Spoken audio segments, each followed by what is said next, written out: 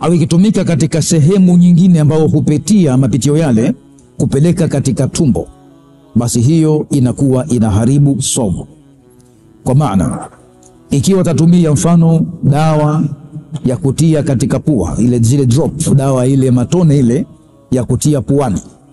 Pua wanasema maulama, na ndivyo ilifuata kitabibu, kwamba al-anfu manfadhun liljawf, kwamba tundu la pua au tundu ya pua inapelekea kuingia kitu katika kinywa mpaka kufika katika koo na shuka mpaka katika ndani ya tumbo.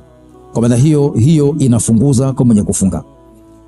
Lakini ikiwa tatumia kitu chingine, mfano kapigia muulizaji hapa mfano kwamba Vicks, kutumia dawa ina Vicks mfano, au dawa ya kupaka katika eneo ya juu la juu la kiungo cha mwili.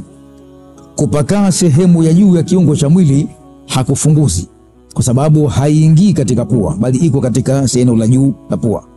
Lakini ikiwa atatia dawa ambayo athari yake inapenya katika tundu la pua mpaka katika koo, akahisi fasha'ara bit'ami au biladhati dhalika dawa fi halqihi, akahisi ile ladha ile dawa katika koromeo, katika koo, ina maana hiyo inakuwa katika hukumu ya kufunguza. Kama vile mfano akitumia mtu dawa, unatumia wale wenye maradhi ya kupumua, ile maradhi ya pumu, zile zinapelekea kufunguza na kuondosha somo ya mwenye kufunga, kwa sababu inaingia katika koo moja kwa moja au katika pua kupitia eneo lile mpaka kufika katika koo au kushuka katika eneo la tumbo.